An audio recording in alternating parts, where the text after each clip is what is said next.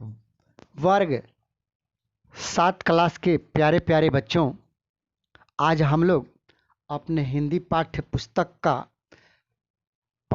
पंचम पाठ माँ कह एक कहानी पढ़ेंगे। बच्चों, यह कविता मैथिली शरण गुप्त जी का लिखा हुआ है, जो बहुत ही प्यारी सी कविता है। इस कविता में सिद्धार्थ गौतम बुद्ध के पुत्र राहुल और पत्नी यशोधरा के बीच बुद्ध के जीवन की एक घटना की चर्चा की गई है। कविता में रक्षक भक्षक के बीच में संघर्ष और न्यायोचित पक्ष का वर्णन किया गया है। बच्चों, अहिंसा का संदेश ही कविता का मूल भाव है। निरपराध को मारना न्यायोचित नहीं है। तो बच्चों, आप लोग महात्मा बुद्ध के बारे में जानते होंगे। महात्मा बुद्ध जब 29-30 वर्ष के थे, उनको एक छोटा सा प्यारा बेटा हुआ था जिसका नाम राहुल था। उसको छोड़ करके महात्मा बुद्ध जंगल में निकल जाते हैं, बाहर चले जाते हैं ज्ञान की खोज में। तो माँ और बेटा एक साथ रहती है। बेटा अपने माँ से कहता है, माँ कह एक कहानी। तो माँ कहती है कि अरे बेटा, बेटा समझ लिया क्या तूने मुझको अपनी नानी, अर्थात नानी ही कहानी सुनाती है। इसलिए माँ अपने बच्चे को कहती है कि माँ, मैं तुम्हारी माँ हूँ, मैं नानी नहीं हूँ कि तुम्हें कहानी सुनाऊंगी। लेकिन फिर बच्चा जवाब देता है, कहती है मुझे यह चेटी, तू मेरी नानी की बेटी। माँ कह लेटी ही लेटी, राजा था या रानी, माँ कह एक कहानी। छोटा बच्चा का अपना भाव होता है। छोटा बच्चा अपनी मम्मी से कहती है, अरे माँ, तुम नानी नहीं हो, लेकिन मेरी यह दासी तो कहती है कि तुम नानी की ही तो बेटी हो, इसलिए तुम भी कहानी सुना सकती हो।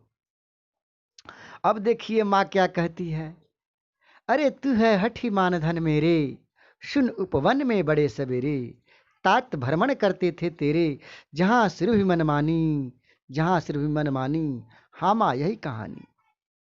माँ अब कहानी सुनाती है और कहती है कि सुनो बेटा, तुम्हारे पिताजी कभी जंगल में, वनों में भ्रमण करने गए थे। उसी समय की यह घटना है। बेटा कहती है, ठीक माँ, यही कहानी कहो। अब माँ उस बगीचे का वर्णन करती है। वर्ण वर्ण के फूल खिले थे, झलमल कर हिम बिंदु झिले थे, हल्के झोंके हिले मिले थे, लहराता था पानी, लहराता था पानी। हाँ हाँ, यही कहानी। माँ कहती है कि उस बगीचे में सारे फूल जो है वर्ण वर्ण के, माने अलग अलग रंगों में खिले हुए थे। सारे फूल के ऊपर सुबह के ओस के बूंदे पड़े हुए थे। ऐसा लग रहा था कि उस फूल के ऊपर पानी लहरा रहा हो। बेटा उसमें जोर लगाता है कि हाँ माँ, यही कहानी को कहो।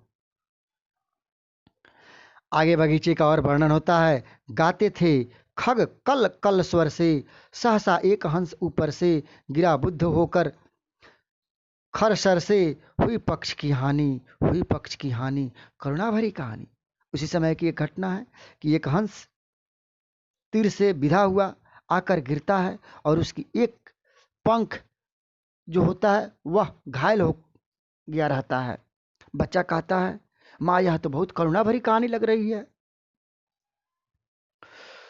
चौक उन्होंने उसे उठाया, नया जन्म सा उसने पाया, इतने में आंखें टकाया, लक्ष्य सिद्धि की मानी, लक्ष्य सिद्धि की मानी। कोमल कठिन कहानी। इतने में एक शिकारी वहां पर आता है और कहता है कि यह शिकार तो मेरा है, तुम इसे मुझे दे दो। जबकि जो व्यक्ति उस घायल पक्षी को उठा करके गोद में रख करके उसका तीर बाहर निकाल करके फेंक दिए थे, इस प्रकार वह हंस नया जीवन पा जाता है और इतने में आखेटक आकर कहता है कि यह तो मेरा लक्ष्य है, आप इसे मुझे दे दें। बेटा आप कहता है कि माँ, यह तो बहुत कोमल और कठिन कहानी लगता है। मांगा उसने आहत पक्षी, तेरे तात किंतु थे रक्षी। तब उसने जो था खग भक्षी, हठ करने की ठानी, हठ करने की ठानी। अब बढ़ चली कहानी। वह जो पक्षी को मारने वाला था वह आकर के कहता है कि यह पक्षी तो मेरा है, आप इसे मुझे दे दो। लेकिन तुम्हारे पिताजी जो कि रक्षा करने वाले थे, उन्होंने उस भक्षी के खाने वाले से कहते हैं कि नहीं, तुम तो खाने वाले हो और मैं रक्षा करने वाला हूं, मैं तुम्हें नहीं दूंगा। अब दोनों में बात बढ़ चली। कहानी आगे चलती है। हुआ विवाद सदय निर्दय में, उभय आग्रही थे स्व विषय में। गई बात तब न्यायालय में, सुनी सभी ने जानी।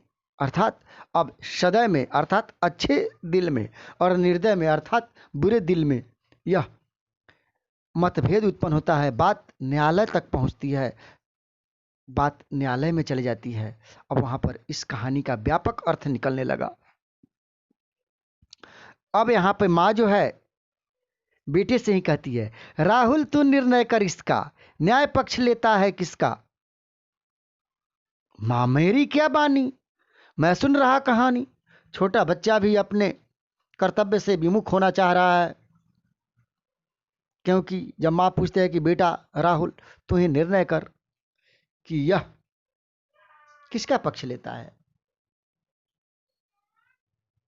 पक्षी किसको मिलना चाहिए, मारने वाले को या बचाने वाले को।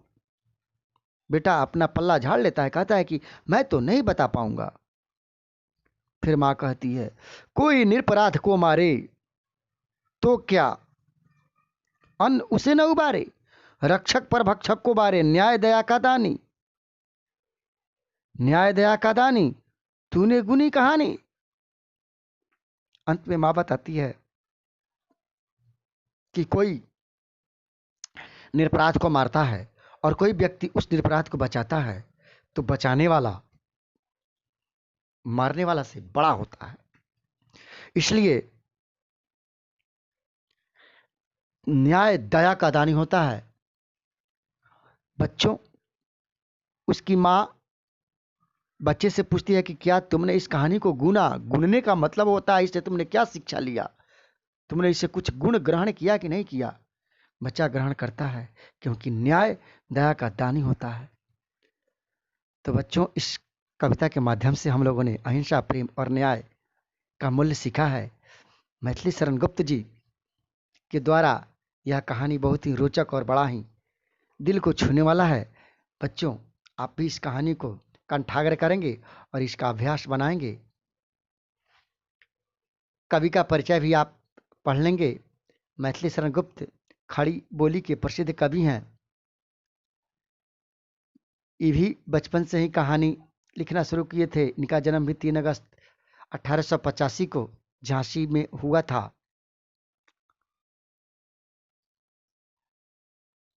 इनका प्रथम काव्य संग्रह रंग में भंग तथा बाद में जयद्रथवध प्रकाशित हुआ था, जो काफी लोकप्रिय भी हुआ था। इनकी प्रमुख कृतियां हैं साकेत, जयद्रथवर्थ, पंचवटी, सिद्धराज, काबा और करबला, गुरुकुल इत्यादि। तो बच्चों, पाठ को अब समाप्त करते हैं। इसका अभ्यास आपको बनाकर आना है। धन्यवाद प्रिय बच्चों।